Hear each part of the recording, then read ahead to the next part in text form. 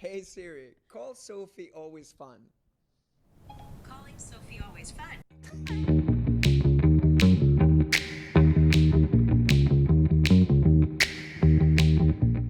All right. So here we are. Alex? Sophie always fun. Now, quick little story about that one. Take it away, Alex. I'll take it away. So I've yet to hang out with Sophie where it wasn't fun because she's always the fun, laughing, lovely person. Look at me now, I'm like this. Exactly. So Face I me. have you in my contact book, my phone. Sophie always fun. You're really good at singing. Terrible. I think I've seen you No, in a karaoke. I honestly think you've just been drunk when you've like seen me singing. Well, that's possible because I actually think that I can sing after a few drinks. Yeah. which No, I honestly is think I'm definitely Beyonce. Not the case. I think a couple of drinks might unlock things inside and maybe unlock your voice a little bit. I don't know. I think it's like yes, I'm so Alex, it's called inhibition. It just makes you so you yeah, can, but I like- think that you actually sing a little bit better as well. Because anyway. Well, I think you're drunk, so you sing better. And then you're I think drunk, so so you too. hear like But I also think that like literally when you get drunk, that you're like all of a sudden, yeah, I can sing. I know this song, and all of a sudden you're like, you let it's loose. true. It and like you unlocks. kind I of- understand. Even if you don't turn into a complete rock star, you actually just unleash your inner rock star. So you actually do sound a little bit better than if you were like, hey, can you please sing here? Like, I yeah, can't that's sing true. here. That's true. Well, Anyway. that's probably why rock stars are drunk most of the time. Who's your favorite Peters? Is it photographer you ever Vincent shot with? Peters? And he Or shots like one you like the first one that comes to mind. this guy, but I can't remember his name. I've shot with a few that I love, but Richard Avedon was pretty epic to shoot with. Bruce, always amazing. I mean, shooting with Karl Lagerfeld, Wow. which was incredible. Were they all super unfortunately. different on Yes, set? pretty different, I would say. But Richard Avedon was, oof. And this is how freaking long I've been modeling. Richard Avedon, rest in peace. He's not here anymore. Mm-hmm. But what an honor to have shot with him. Karl Lagerfeld as well. Wow. Is not here anymore, unfortunately. God, what icons, what complete legends they were. I mean, all those great photographers were just, you just felt like you were working with a legend, an artist.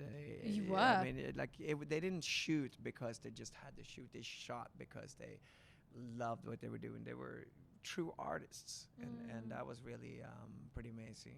So back in the day, shooting with film, shooting with Richard, the photographer had so much power in a sense then, because really only he knew how the photo might look like. Because you were talking about the Polaroids, right? So they kind of took a Polaroid, and then they would go from there. And after that, it was just him in the shutter, kind of like knowing what the picture would be like. And I think the shoots were much more experimental then compared to today, when you have a digital screen.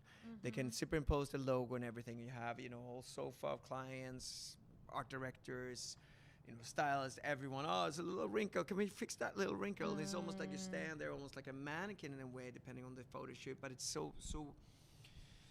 it's such a finished product these days when you do these photo shoots, for the most part, and not always, but it's not as experimental as it used to be. I think a lot would happen when I remember shooting for DKNY, for example. I was shooting for DKNY, and I was the only guy with long hair.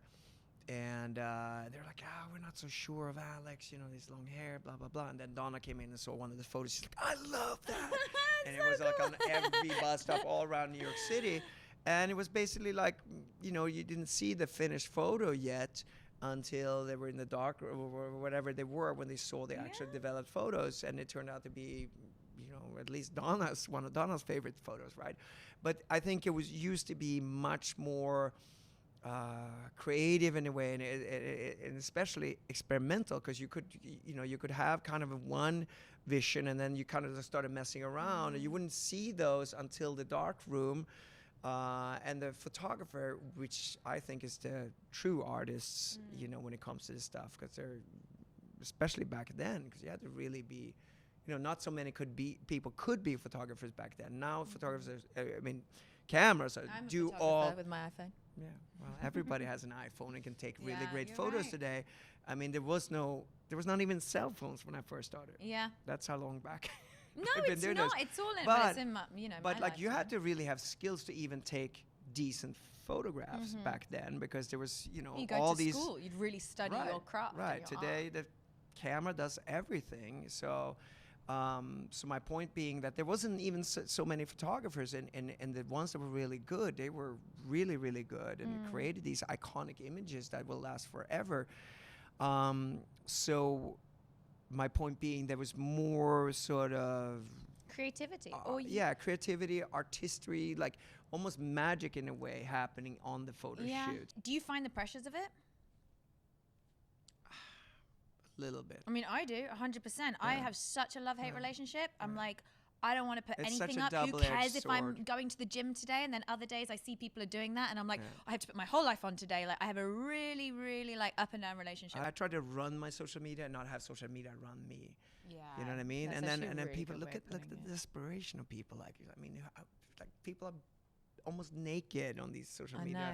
I mean, me guilty as well. yeah. Let's just insert, But that insert was Alex's bottom from Dorado. That was because, first of all, my wife took that photo of me.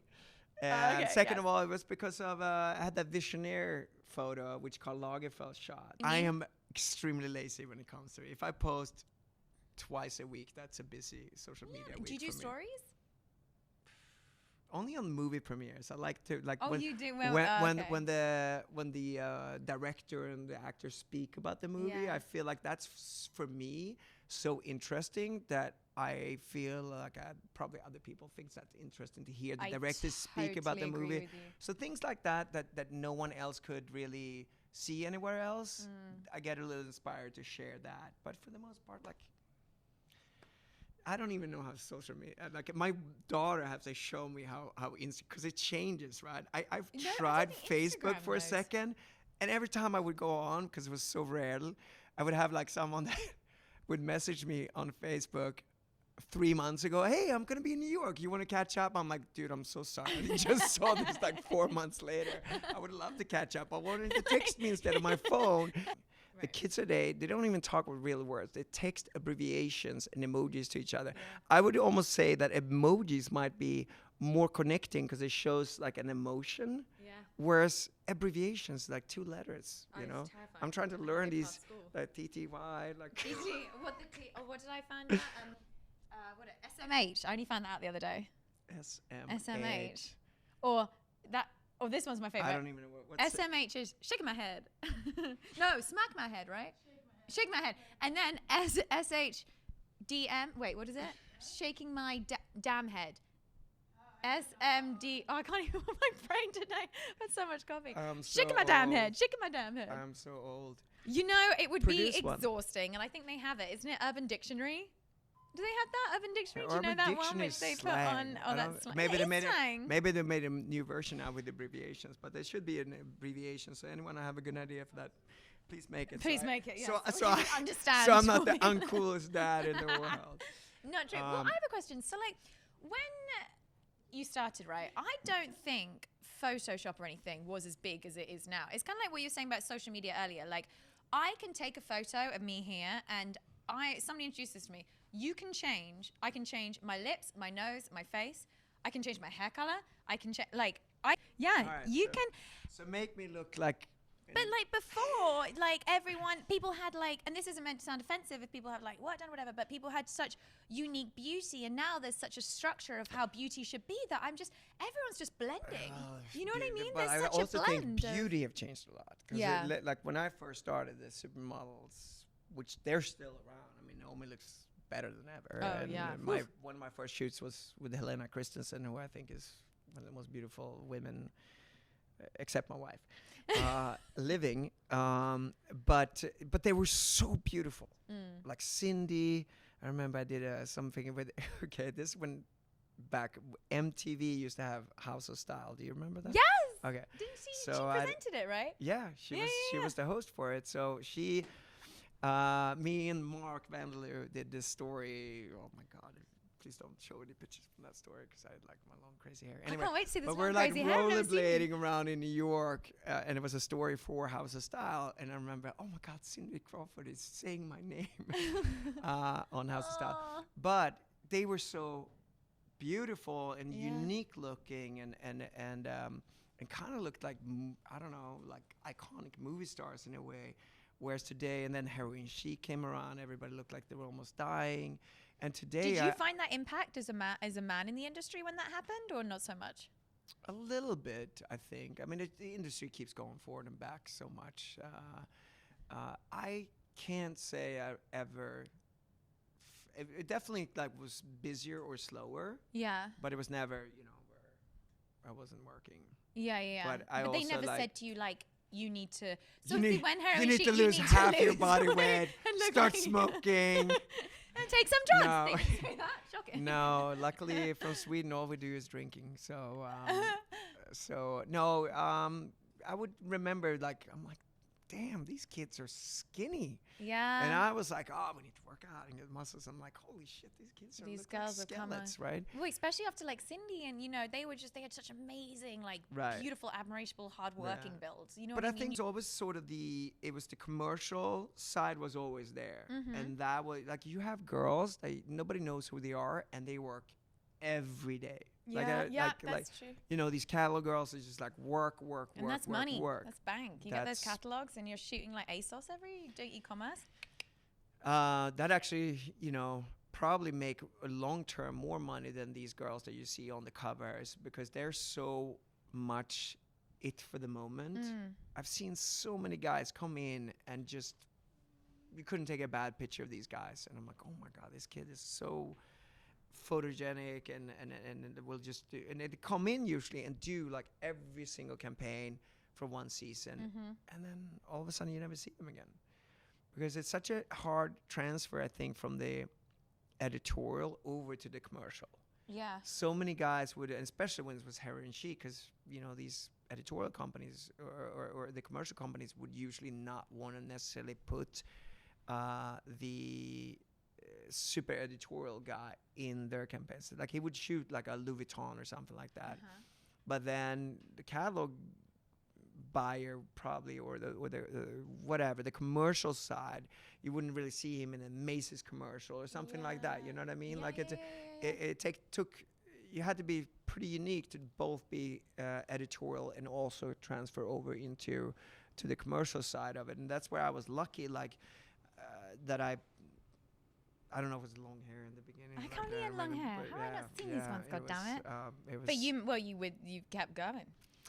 Yeah, doing- well, I mean, like everything I've done in life, if I'm gonna do something, I do it 100%. So, whereas other guys would go out and party every night in Milan, I usually I have appointments or whatever it was tomorrow morning. I got to make sure I get a good night's sleep so I get up there. Whereas, guys, especially when it started doing well, I think it's a difficult situation to experience for, especially if you're really, really young. I was lucky I had gone through college and done the military service. So I had a lot of experience already. And, in the military, you can't mess around, which I think helped later on also. Like everything else in life will be a cakewalk compared to the military. But like walk in the park, I hear you. cakewalk. I Easy like it. It's not yeah, using that a was cakewalk. That's It's s- much that's, better. that's Swinglish. I'm sorry.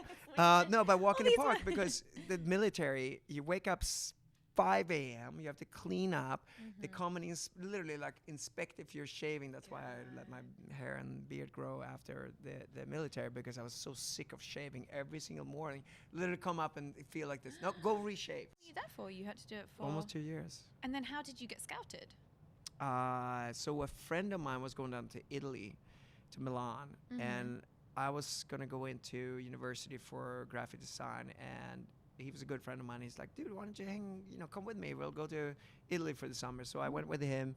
I didn't even have an agency or anything down there. So he's like, yeah, maybe you can, do some modeling too down there. So I just tagged along with him, and I fell in love with traveling. I never really traveled outside of Sweden. So coming to Italy and eating Italian food and seeing the coasts of Italy was amazing. I was like, wow, this is incredible. Like the Italians are fun. Yeah. This food is great. Exactly. This coffee is amazing. So so now I booked a couple of small jobs, and then met Bruce Weber, and he shot me for the Versace campaign with Helena Christensen. So this is the famous one with your foot in her crotch area, right? And I she's was very dominant. It's very women empowering. And Alex Yeah. is on his back on the floor. Yeah. It's a great shot.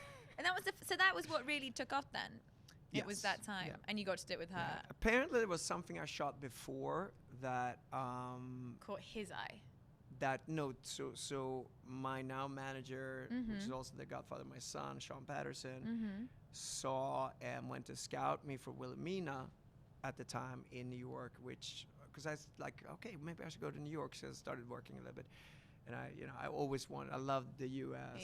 and New York seemed like such a cool city. So I wanted to go with the natives there. And I think most guys always have like a little bit of a kid in them. We all should. Right? I do. I'm certainly a big kid. Life for is too sure. short to grow up too quick. Oh. Sorry. A good laugh prolongs life. Yes, I agree with that. That's why We're I gonna love live a hanging long out time. with- Always fun, Sophie. I will live longer by hanging out with Sophie because it's always a good time. You always laugh, right? Oh, that's so But it's nice. so true. Like, what's life if you don't laugh and have fun? You know, take care of your business, but have fun. Exactly, and that goes back to exactly full circle here, living in the moment. Nothing and not everything needs to be online, on social. You know what I mean? Enjoy the moment. Let me ask you this.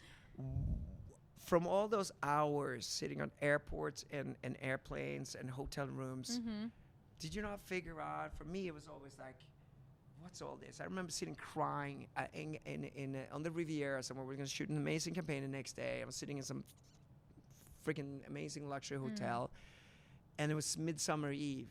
And I was just crying because I wanted to be back home in Sweden with my friends.